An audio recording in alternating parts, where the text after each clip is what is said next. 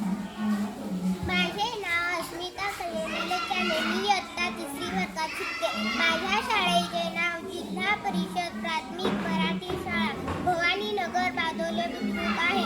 कथा झाडाची हाक.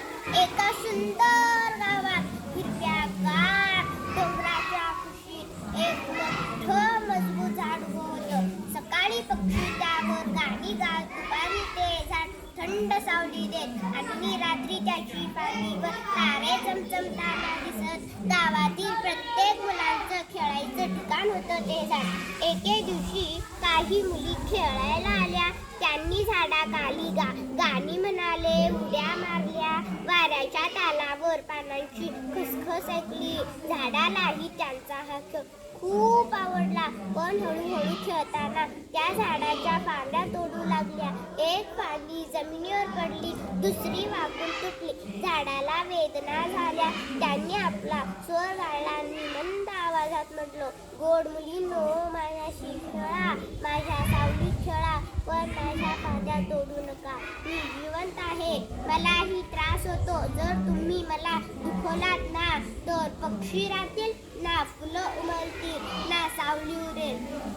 मुली थोड्या बकल्या. त्यांनी एकमेकीकडे पाहिलं आणि जाणलं त्या चूक केली आहे. त्या फांद्या तोडत नाही, झाडाला पाणी घालतात, पाखरांसाठी दाणे ठेवतात. झाड पुन्हा आनंदाने फुललं. पानं चमकली आणि पक्षी गाऊ लागले. झाड पुन्हा आनंदाने फुललं. निसर्गाशी खेळा, पण त्याला दुखवू नका. झाडं जिवंत आहेत, त्यांना वेदना होतात. मुलांच्या छोट्या कृती मोठा बदल घडवतात.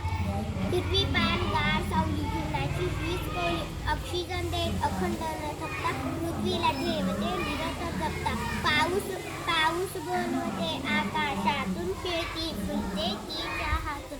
जमिनीची धूप थांबवणे ही मातीत राहे नवी शक्ती. पक्ष्यांना देते निवारा, फुलांचा सुगंध, गोड फळांचा वारा.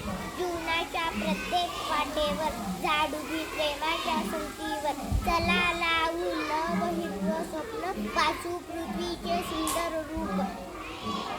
झाडे लावा, झाडे जगवा.